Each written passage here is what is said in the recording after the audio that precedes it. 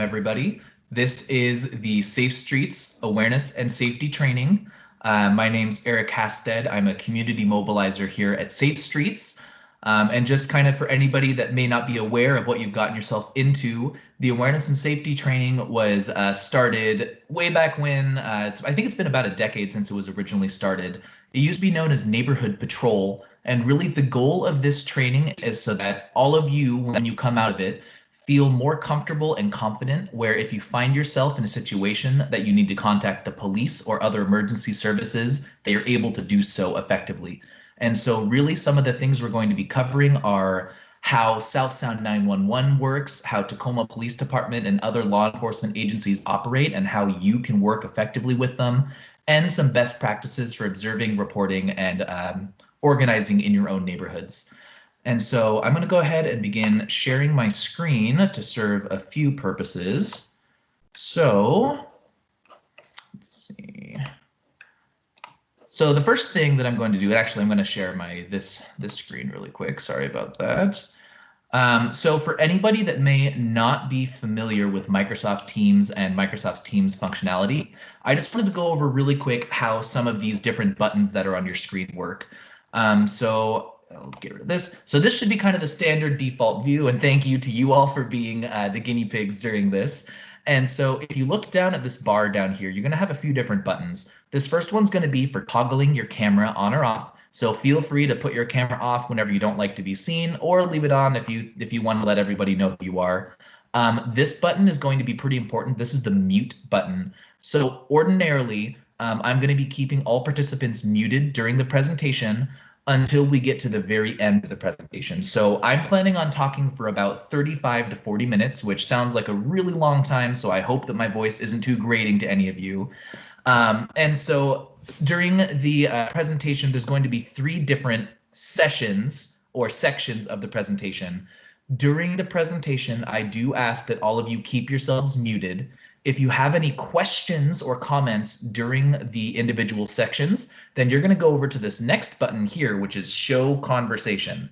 So if you click Show Conversation, that will bring up the meeting chat box. So in the meeting chat box is going to have a list of all of the comments that anybody in the conversation is leaving. So here you can say, that was a great point, Eric. And so you can do these kinds of things in order to leave a comment or a question during the individual presentation sections.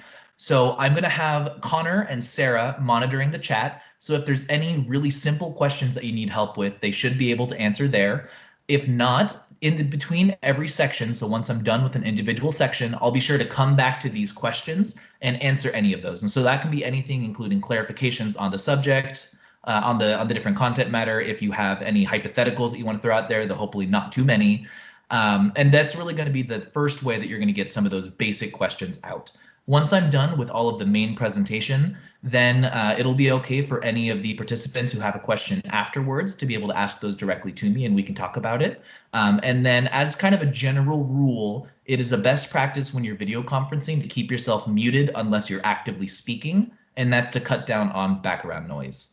The last thing that's of interest is that there's this, which is more actions, and you can do background effects if you want to have some cute things or if you want to blur your background for when video is necessary. And lastly, you can toggle conversation on and off and hang up whenever you want to leave because you're tired of hearing me talk. So with that, we're going to go ahead and I'm going to share the actual presentation because that's what we're all here for. Okay. So again, you are at the awareness and safety training. And so again, I'm going to be speaking for about 40 minutes or so, hopefully less. And it's really just going to be, I'm going to be to try to be focused as possible. So the first thing is that the first section is going to be talking about an overview of neighborhood organizing and connectedness. The second session is going to be specifically about South Sound 911 and emergency services, including the police department, the Tacoma Police Department and Pierce County Sheriff's Department. Because of my role, I'm specifically working for the city of Tacoma, or within the city of Tacoma. A lot of what I'm going to be saying is going to be focused around the Tacoma Police Department. That being said, I'm going to try to make as many differentiations as possible. And if you have any questions about any of the distinct differences between TPD and Pierce County Sheriff's Department, please leave those in the chat. And then either Connor or Sarah can be very helpful in clarifying that difference for you. The last section is going to be observing and reporting. And so those are going to be some best practices and recommendations for awareness and safety, as well as some further resources for you. So with that, we're going to go ahead and get into it. So the first section is organize and connect. And so actually, this will be a good practice of the chat boxes. In the chat box, I would like you all to put forth your best guess. What do you think the #1 deterrent to crime is? So give just a few seconds for people to be able to leave whatever you think the #1 deterrent to crime is.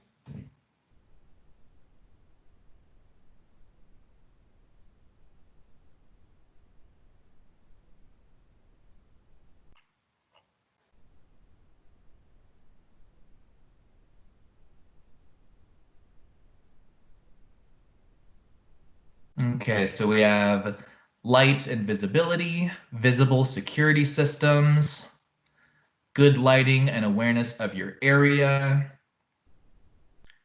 people are active, neighbors watching out for each other. Anything else? Proper lighting.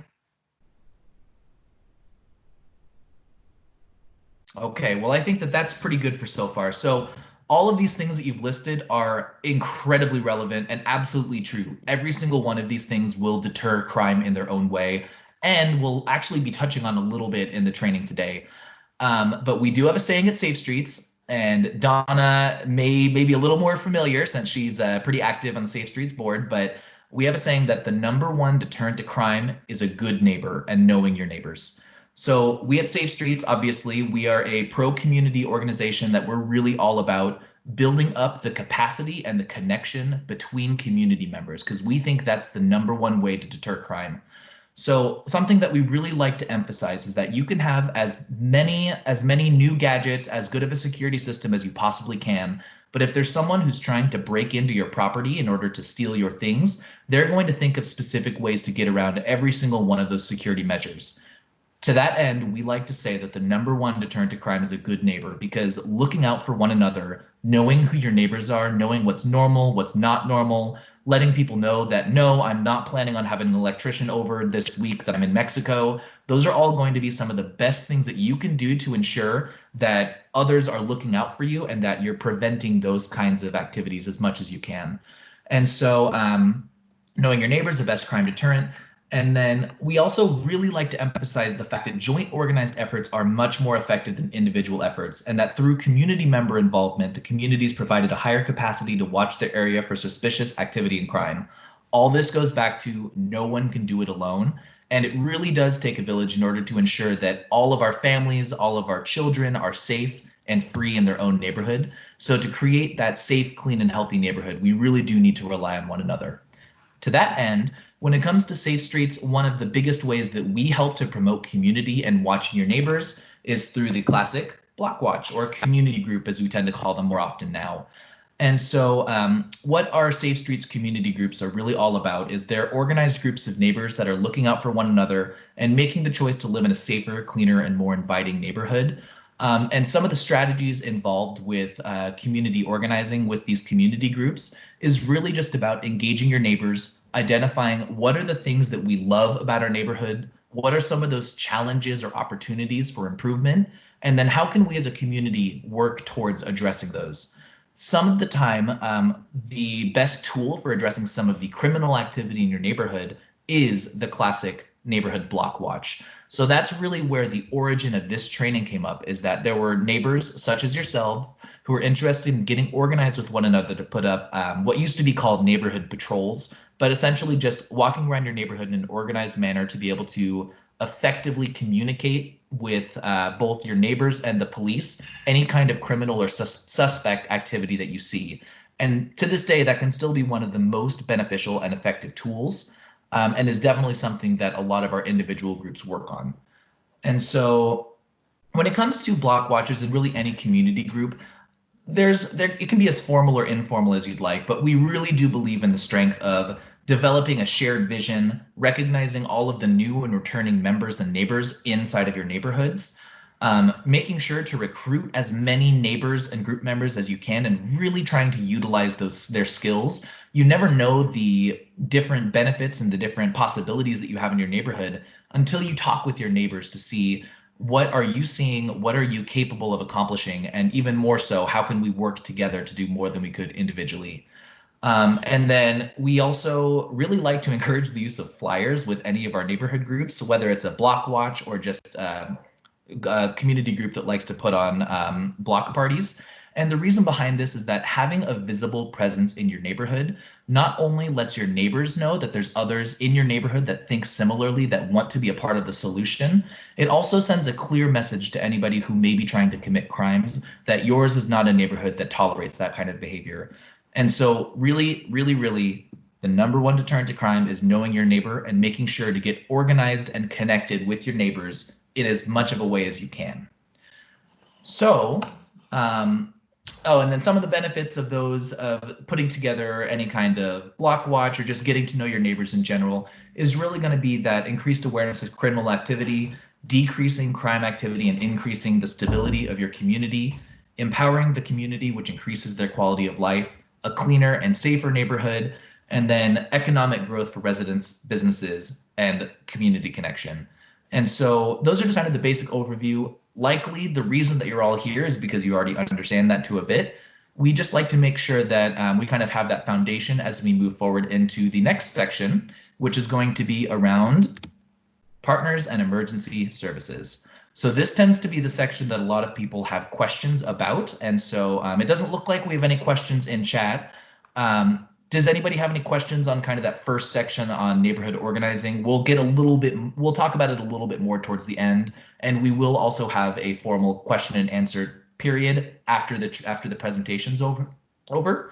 So if you don't have any questions now, we'll be sure to think of ones and we'll be able to talk about it later. So when it comes to partners in emergency services, the first that we're going to talk about is going to be primarily TPD, but then we'll also be sure to talk about some of the Pierce County Sheriff stuff as well.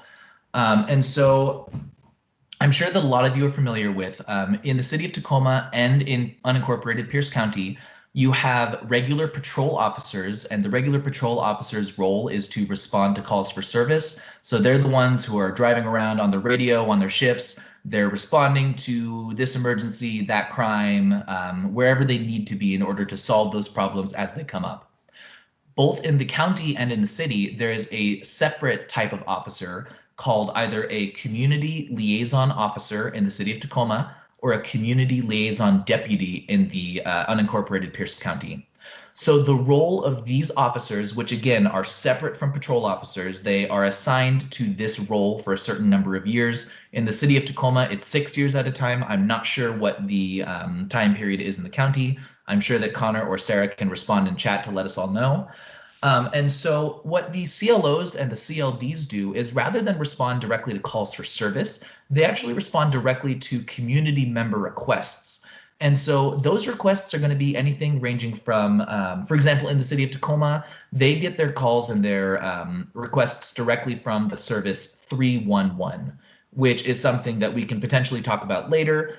Suffice it to say, that is just the request taking service for the city of Tacoma. And so they'll respond to things like vehicle habitation. If there are homeless encampments on public property, they'll be able to come speak to individual neighbors if you have a chronic issue with a property around your house. They're able to attend community meetings and really be the face of the police department so that you as a community member have an officer that you know and trust that you can talk to about those chronic issues that are not able to be solved in one patrol call.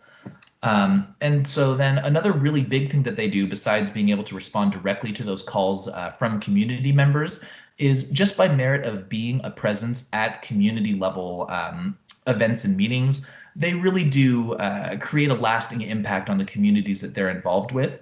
And it means a lot for both community members that are adults and also youth to be able to see a friendly face in the police department that's able to answer your questions and give you some guidance in any of the issues that you may have. I know that in how I work with a lot of different apartment complexes and businesses as well, they tend to be the primary contact for managers and business owners in a way that regular patrol officers are not able to be. So that's really one of the ways that they're of great benefit.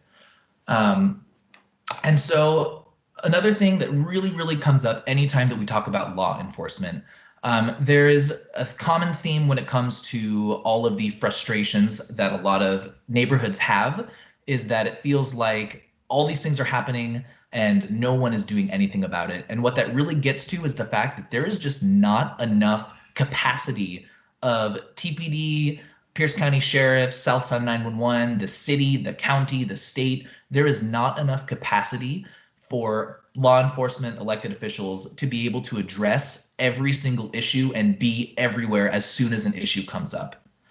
Because of this, when it comes to law enforcement specifically, police officers tend to really rely on and appreciate community members such as yourself to be the eyes and ears of their community. In order for law enforcement to be more efficient in how they allocate resources, they depend very heavily on the input of community members such as yourselves, and also specifically on crime data for different areas of both the city and the county. So something that's not super well known is the degree to which they utilize crime data in order to allocate their resources. So let's say that you live in the Manitou neighborhood in city of Tacoma. And let's say that there has been a string of car thefts that have been every single night this week. There have been, multiple cars a night. And because you've been hearing off of Nextdoor how bad of an issue it's been. You've been hearing off of Facebook. But then when it comes down to it, it turns out that nobody's been reporting it to the police. So when you're fed up and you finally give a call over to TPD and you say, there have been 20 car thefts in the last week, why hasn't TPD been doing anything about it? They're going to bring it up on their computer. They're going to look at the crime data for the Manitou neighborhood, and they're going to say, that seems weird. We don't have any record of any crime happening. You live in a really safe neighborhood. So that really speaks to the second Safe Streets saying, which is, if you don't report it, it didn't happen. This tends to be something that can be a little bit frustrating to hear sometimes, because when we have bad things happen to us, when we have our property be stolen, when we have things broken into, the last thing that we want to hear is that, oh, if you didn't report it, then there's nothing we can do.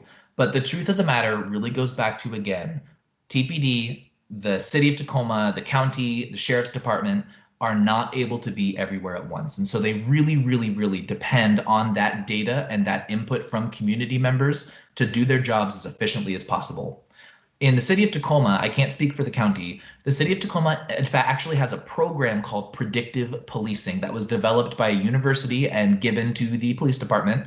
And what that is it's actually a program that patrol officers can bring up on their computers when they're on calls, or when they're between calls and they don't have anything to do. They can look up on predictive policing, and it'll bring up a heat map that essentially puts out, based on all of the different types of crimes that have been happening in these areas on these dates, on these times of days, this is where we think the next of this type of crime will occur. And so then they can bring up that predictive policing heat map in order to try to patrol areas that have a higher likelihood of crime. And what this does is it both deters and potentially gives them the opportunity to catch criminals in the act.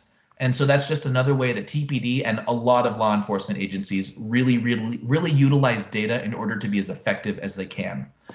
And so another tool that TPD has, because I do just like to kind of go over it, and all law enforcement agencies, they have what's called SET missions. Those are special emphasis team missions. So outside of regular patrols and outside of CLOs on their regular duty, the police department's able to put together these set missions where they will go to a specific area. If they know that, there is a drug dealer that hangs out at this corner during these times of these days of the week, that's not necessarily something that a regular patrol officer would just stake out. And it's also not really something that a CLO would put forth a lot of their time to be around.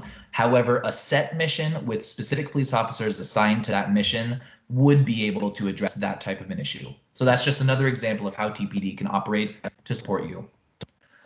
So The next section is going to be Southtown 911, but before we get there, I do just want to say, when it comes to the easiest, clearest way for community members to interact with your police, your law enforcement, it really is going to be through those CLOs or those CLDs. So I know that for a lot of my Safe Streets groups in the city of Tacoma, what tends to happen is that we'll have a CLO attend either every meeting or every other meeting. And at each of these meetings, it really does give an opportunity, not just to say, there's been a lot of suspicious activity at this nuisance property, this house down the street that we think is a drug house. It's also an opportunity just to ask some of those clarifying questions. Is, if I see somebody doing this, what should I do? Or I've been seeing this happening, what's the best way for me to address it? And so getting to know who your CLO or CLD is a very tangible way that you can get more connected with being a part of that solution in your neighborhood. And so I will really quick take some questions about law enforcement specifically, because I see that there's a couple in chat. So the first one that I see is from, let's see here. Yeah, so the first question is all the way back up with Holly Mertz, and that was right before we started talking about the police departments. I don't know if you want to come back to Holly's question at the end, or... Yeah, we'll save that. We'll save that for the end, I think. Okay. And then, were there any other questions during the police section? Let's see. The major one, which we were going to talk about in regards to reporting incidents online. Oh, and I see that's from Ron and Blossom. So thank you for that question. And we will, short answer is yes, and we will be getting to that right now.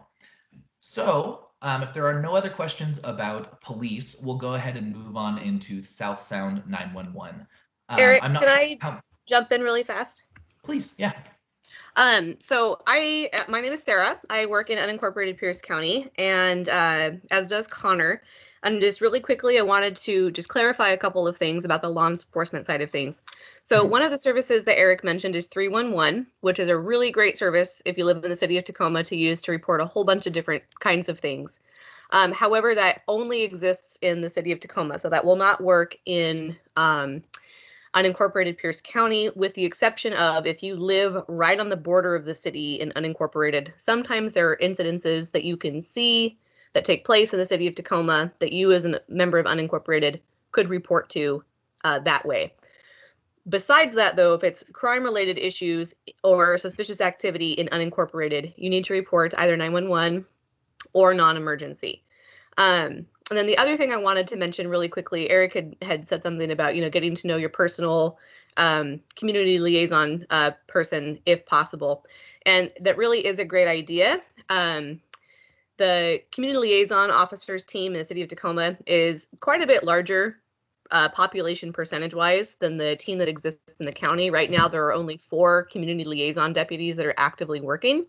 And so they cover all of unincorporated Pierce County. They're a great team. They do a lot of fabulous work. But whereas the city of Tacoma has a special team that helps with homeless outreach, there isn't a team like that within the sheriff's department. So the community liaison deputies also do a lot of that work. So they stay really busy, and there are areas of the county that they try to split up the deputies to, but really every deputy shares all of the different areas. So when we're talking about those chronic issues, that whole team really works together to support the neighborhoods and to go out and do meetings. So you might have a deputy, a community liaison deputy that will work an area generally when they go out and are addressing chronic issues. But you might see a completely different person that comes to a meeting, but they go right back, they communicate with the deputy that works in that area. And then they have a really awesome coordinator who helps to field the community's questions. So this community liaison deputies, because there are so few of them in comparison to the population of people in Pierce County that they serve, they won't take inquiries directly. You have to go through their coordinator. But we do have that contact information. You're able to communicate with them. And then if needed, one of the community liaison deputies will get in touch with you personally about a chronic neighborhood issue. Thank you, Sarah. That is a very important clarification. And actually, that does remind me that something that I forgot to mention to give people an idea of the size of the CLO force in the city of Tacoma. The city of Tacoma is divided into 4 police sectors, which are roughly quadrants, with I-5 and Highway 16 being the dividing lines.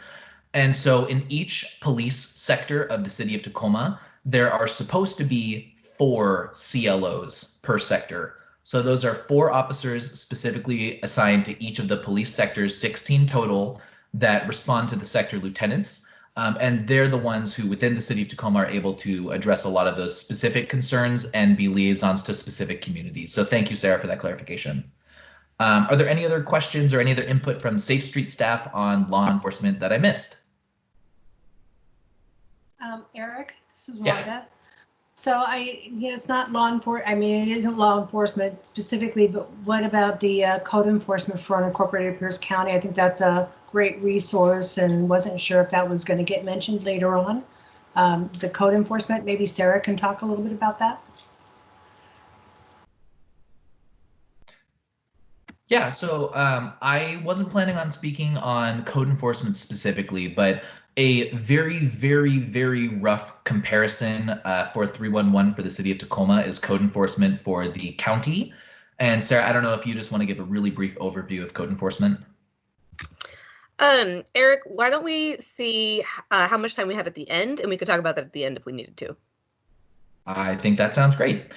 So if there aren't any other questions, we'll move on to South Sound 911, which is the regional South Sound or regional 911 operator for Pierce, Thurston, King, Lewis, Snohomish counties, and perhaps more. They're an incredibly large organization. So to give you an idea kind of how South Sound 911 is organized, they take almost 1 million calls annually. So those are total calls for service, including emergency and non-emergency calls, including criminal, fire, and medical calls. And so they are incredibly efficient at their jobs. It's a very, very difficult job to be a South Sound 911 call taker. They have to answer their calls in 10 seconds or less, and they help organize a lot of different law enforcement and fire agencies. They are currently in the process of creating their public safety communications center, which once completed will house the dispatch and call takers for all emergency communications, including 911, police and fire dispatch, and medical. And so that is being constructed now, and I believe it should be constructed either by the end of 2021 or 22, I think is the timeline for that. And so kind of how it works when you call 911, because that's something that a lot of people, you have a pretty good idea of how it works from the movies, though not everyone has given 911 a call, and so there's still a little bit of mysticism about it. So when you call 911, the person that picks up the phone is going to be a 911 call taker. As you're contacting your emergency, so let's say there is a break-in happening, and so you give a call to 911. So Sarah is my 911 call taker, and I call Sarah and I say, Sarah, I don't know her name. 911, what's your emergency? There's someone breaking into my house, and so then you're going to start describing the situation. The call taker, Sarah, is going to be asking you very specific questions. As you are talking to Sarah, as you're giving the call taker the information about the scenario, the situation that's happening, they're going to be doing a lot of background work while they're talking to you. So while they're talking to you, they're also going to be logging all the information that you give and giving that to the appropriate type of dispatcher, whether that be police, medical, or fire. And so there's a really sort of stereotypical cliche situation in movies where you call 911, you're in a huge panic. 911, what's your emergency? They start asking all these questions. You say, we don't have time for that. You need to send someone now. And they say, help's already on the way. And there's truth to that, because as you're talking with Sarah, the South Sound 911 call taker, she's contacting dispatch, and dispatch is a separate person. Let's say dispatch is Connor. Sarah is telling Connor all the information that you're giving Sarah, and then Connor is relaying that to the appropriate service. So then they're going to be sending police over who are going to be getting live updates with all the information you give as soon as they get it, as soon as you give it. And so that's really kind of how there's a bit of a buffer system so that they can be sure to give as much up-to-date and accurate information as possible so that when those law enforcement officers arrive to the scene, they're as informed as they can be.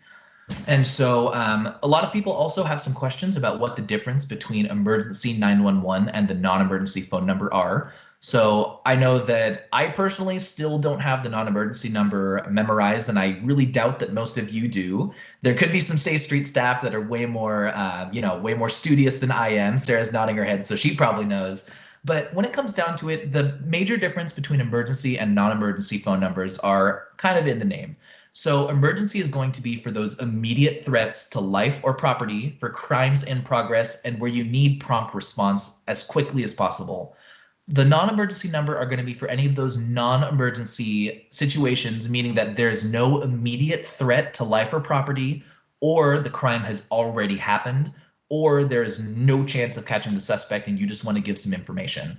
You can also use the non-emergency number to do as unusual things as give a compliment to Southside 911 or a police department.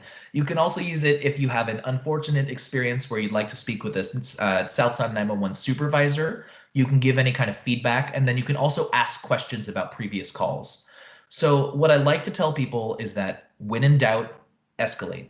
If you're not sure whether you should be calling 911 or the non-emergency number, or you don't remember the emergency number, just call 911, because when it comes down to it, Southside 911 is a call taking agency. It's the same people in the same room at the same time taking both emergency and non-emergency calls. In fact, there's typically only about 10 operators, call takers present at a time to respond to all of those counties that I mentioned that process those million calls annually. And so they really try to make it so that their calls are as short and efficient as possible. And so if you happen to call the emergency line with something that's non-emergency, the worst thing that'll happen to you is they'll just let you know, unfortunately, this is, or not even unfortunately, they'll just say, please hold for one moment while I transfer you to the non-emergency line. And that's it. And then you'll be able to talk to a non-emergency call taker. And that's just to make sure that the lines are open for that stabbing or that theft, which are a little bit higher in priority. And so speaking of priority, when in both law enforcement and with Southside 911, there are what are called call priority levels. Obviously, if you call 911 because somebody is threatening you with a gun versus somebody just stole your ice cream out of your hand, they're on a bike, they stole your ice cream. Those calls are not equal. And so while they're both important and both are very distressing, because of the different call priority levels, the dispatch will always prioritize the immediate risks to life. That's going to be the number one priority. So those critical calls are going to be serious threats to life and crimes in progress. And that's even going to take police officers, patrol officers from nearby calls to help support, because those are big deals. I'm not going to read all of these to you, but all the descriptions, but essentially within these 5 different call priority levels, it ranges from the critical calls down to the first priority, immediate dispatch, prompt dispatch, and non-emergency numbers or non-emergency calls. And really the only difference and the reason why we like to highlight this, again, going back to there's a scarcity of resources in law enforcement. They cannot be everywhere and they can't answer every single issue as soon as it comes up. So they have to make some really difficult decisions. Depending on the area that you're in, depending on the time of day, there could be as few as 4 patrol officers for your police sector. There could be as few as 5 police, or even fewer for really large ranges of the county. And that means that it may take a long time for police officers to get to your call. So a really common frustration that we get at Safe Streets is I call the police, I let them know what my issue is, and nobody comes. And then so they say, since nobody's coming, why even bother to report? Which goes back to, if you don't report it, it didn't happen. And really, even if you're not able to get a police officer at your scene for your crime, it is still essential that you report those crimes, because that's supporting your neighborhood. Working together and reporting those crimes leads to police being able to see a pattern in the data of your neighborhood, which will lead to higher allocations of patrols and resources in the future.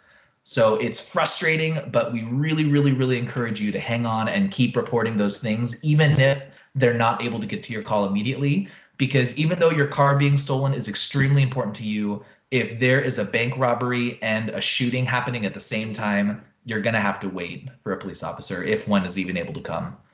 So it's kind of an unfortunate reality, but we really like to impress that there is only so many officers. And so reporting as much as you can is a huge benefit to both them and your community. So when you call Southside 911, a lot of people have some questions about, oh my gosh, what are they going to ask me? What do I need to say? The most basic thing that I can let you know, the two most basic things are, if nothing else, they need to know your location.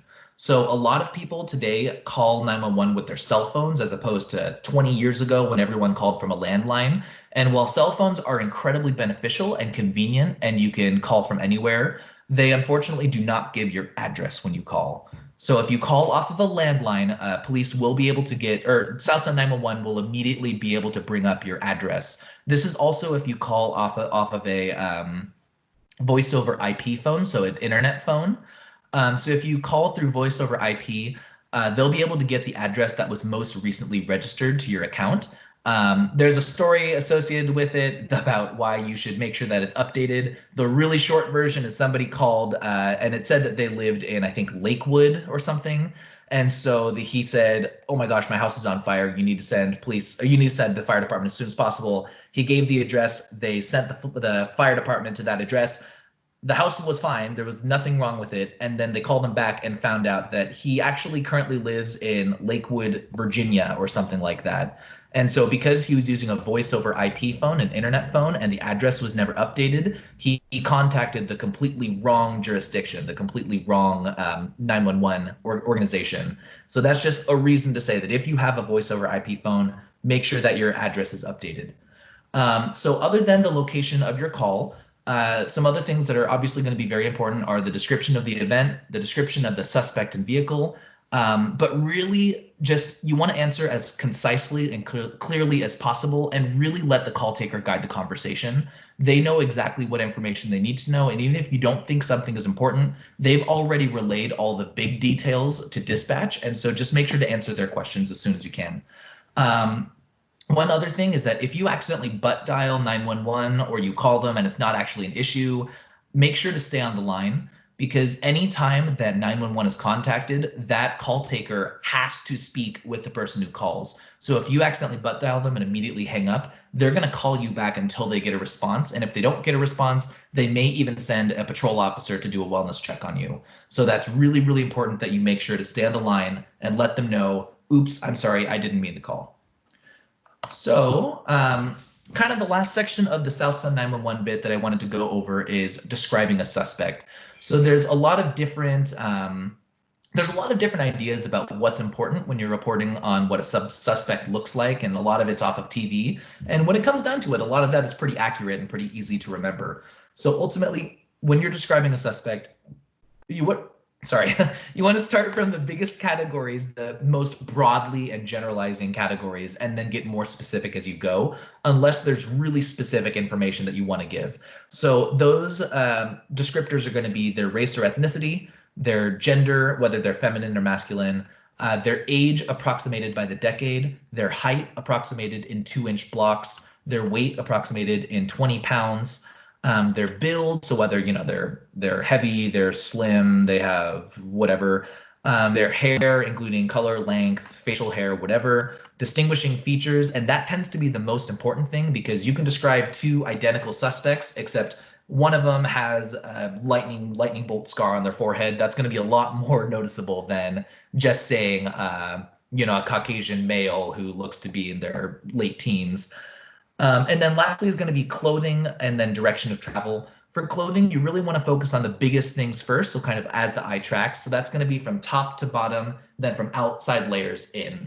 And so you really want to make sure that you're including as much information as you can. And then the last thing is going to be describing a vehicle.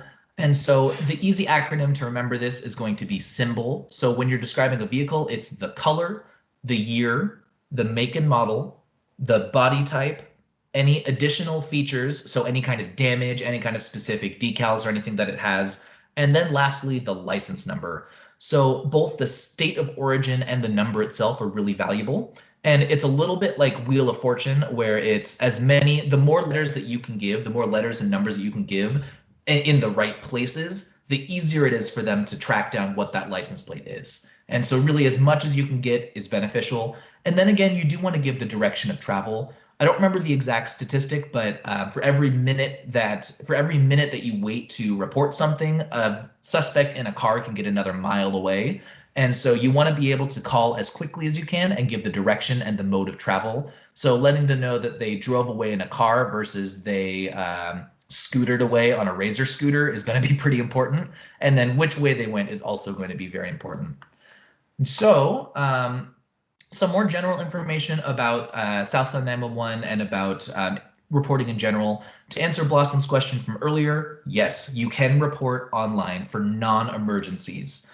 And so if you want to report a non-emergency, and that's specifically for anything that's stolen, that tends to be the most common thing that you report online. You can go, if you're within the city of Tacoma, you can go to tacomasafe.org, which is on the screen. If you're outside the city of Tacoma, you'll have to report through the South Sound 911 online reporting portal. And if you don't have that link, you can also just Google South Sound 911 online reporting, and it'll bring it up for you. When it comes to calls, so if you want information about a call, you can request those recorded calls. It may be, you may have to go through a legal process to get it. It's a lot of hassle. I haven't heard of anybody successfully getting it, but it is a thing that you can do, and that you would call the non-emergency number 4 and ask to speak to a supervisor. And then lastly, something that's not on here is they've actually just started text 911. So you can text 911 in order to access. It really is, though, just reserved for people who are either hard of hearing, can't speak, or cannot speak because they're in a situation where they may be discovered and that would put them in danger. So the mantra for texting 911 is call if you can, text if you can't. And so that is South Sound 911. Does anybody have any questions on South Sound 911 before we move on to the last segment? And I apologize that we're running a little bit behind. Connor, did we get any questions in chat or anything? Okay. Eric, so we'll move. Yeah, please. Sorry, just a really quick comment. Earlier, Eric mentioned that one of the common complaints we get is that either a police officer never shows up or contact is never made. And so one of the things when you make a call to 911 or non-emergency, you need to specifically request contact either in person or over the phone from law enforcement if you want it.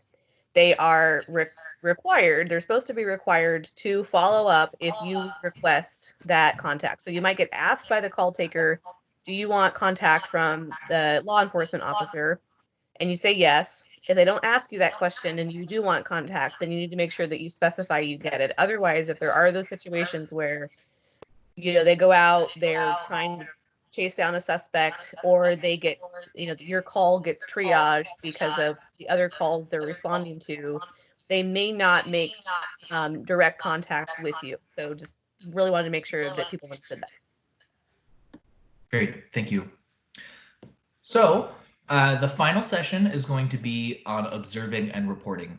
And so again, going back to when we originally designed this training, it was around individual neighborhood groups who are interested in starting block watches. So originally, a lot of these recommendations were created so that our community members, or community members in general, would be able to do some of that observing and reporting and keep themselves as safe as possible and to be the most efficient that they can in providing that information to law enforcement.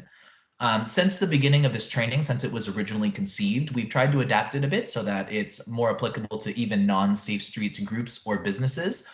With that being said, if any of these things are not, maybe don't apply to you, we just have the recommendation, take what's helpful for you and yeah, take what's helpful for you. These are mostly recommendations for safe streets groups and also for community members to keep you safe. So some of the recommendations, I think there's 10 total, and I'll just kind of get into them. So when out in your neighborhood, it's really important to be observant and to document any criminal or suspicious activity. If you witness a crime, move to a safe location and call 911, and always report any activity that you observe and encourage others to report what they observe.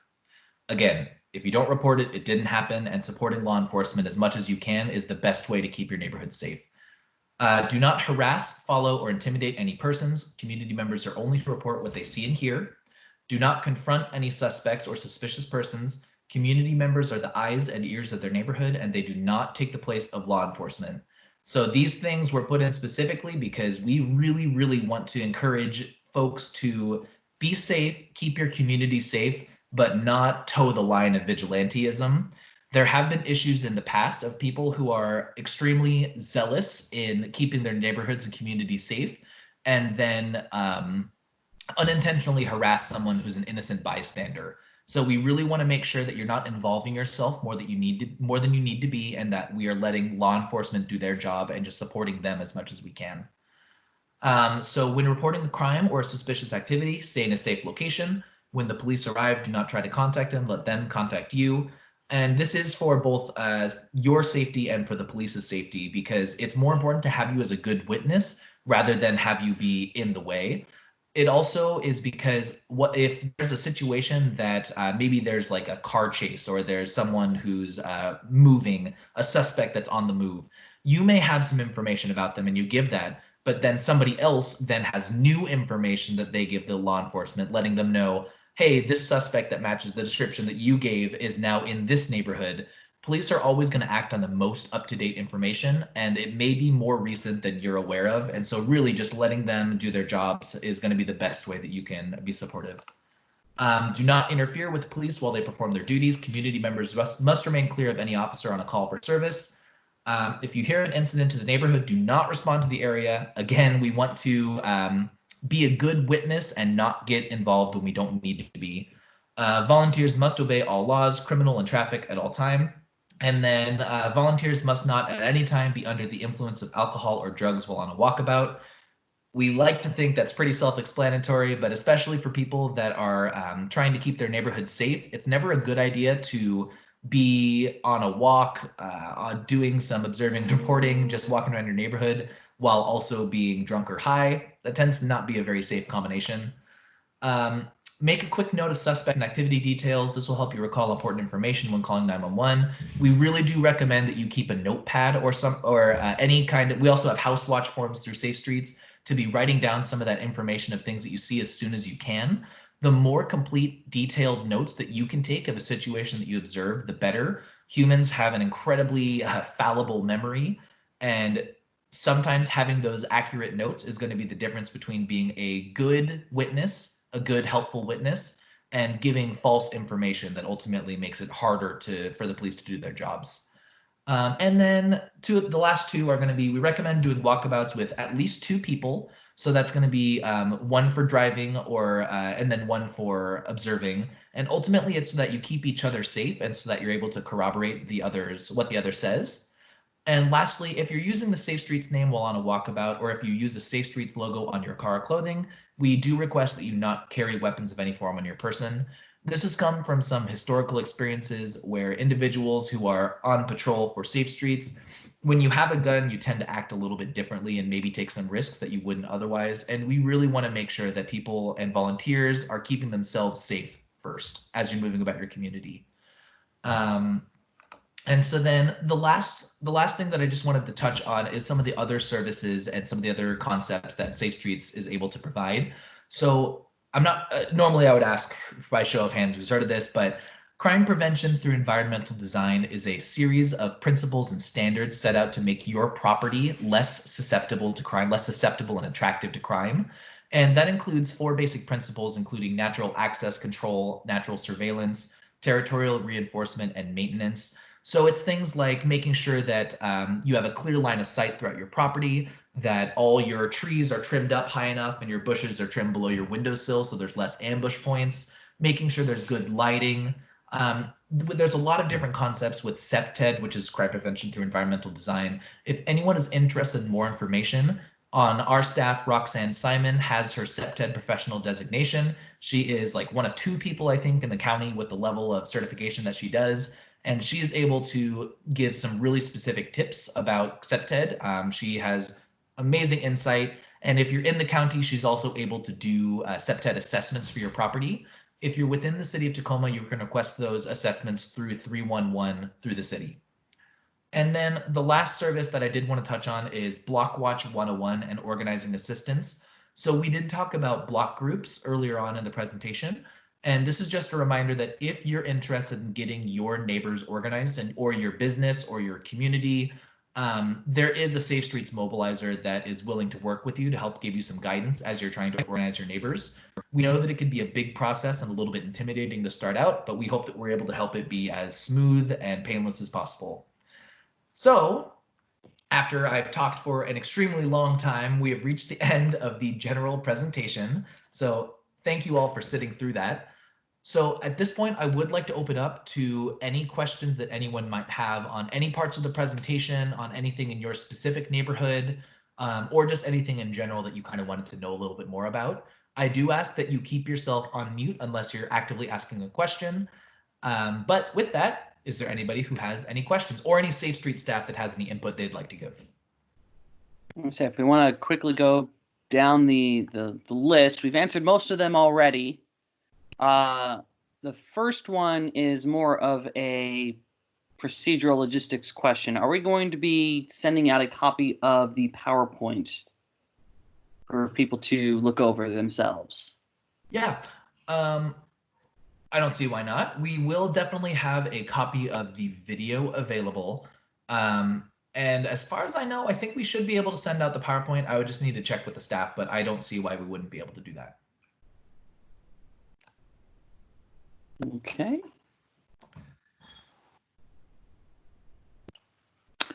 And then I do see, let's see here. Another question that I see is from Alan and Linda. How do you text if you don't have a phone number, or is it just 911?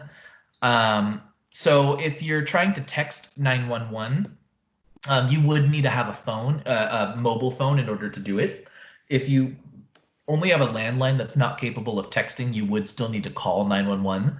I think the idea is that if you needed to text 911, it would be because you're aware of a previous maybe condition that you have where you wouldn't be able to speak or wouldn't be able to hear if you call, or if you happen to find yourself in one of those dangerous situations. And I hope that that answered the question. Another question, let's see here. From Alan and Linda, how early can we register for August? Oh, for the National Night Out. So that's unconnected. Yeah, okay. So actually National Night Out, because of COVID-19, has been delayed and pushed back. So the new date is going to be October 6th. I don't believe that we have registration open quite yet, but we're going to try to get it open as soon as possible. Sarah, you're nodding. Do we have the registration open now? It is open, yes. Mm-hmm. Okay. So to answer your question, you can register for the October National Night Out now. It's through the Safe Streets website. And then another question from Alan and Linda was, any comments on home defense and use of force? For home defense and use of force, it's really going to depend on the individual situation and your jurisdiction. I don't have as many specific comments on it. Does any other Safe Street staff have comments on that specifically?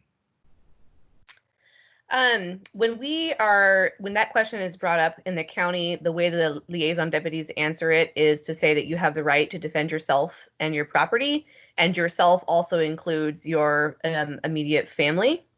And so basically they say that, and then you just need to be prepared to accept the consequences of whatever actions you choose to follow. So for example, if you did use force in defending your home and you shot somebody and unintentionally killed them, there could be repercussions towards you doing so, even if you felt threatened. So there's a lot of gray area. Obviously, we're not legal lawyers, so we can't give you legal advice in that capacity.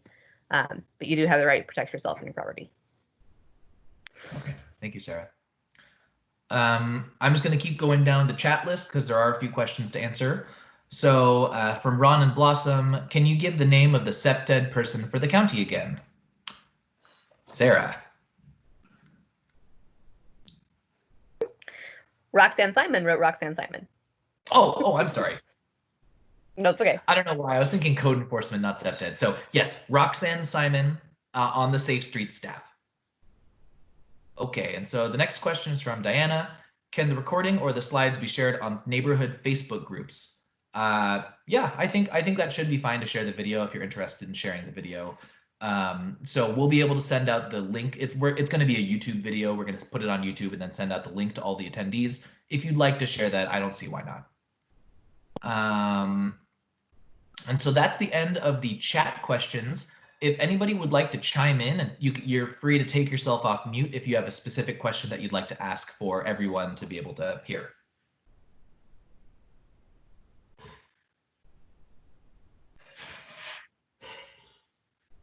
Okay.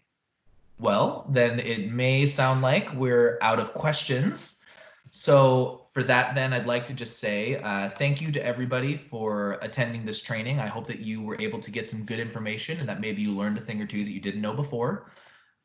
We will be having, again, we'll be having this video available through the Safe Streets YouTube page, and then we're also going to be sending it out to all of the attendees and everyone who signed up but was unable to attend.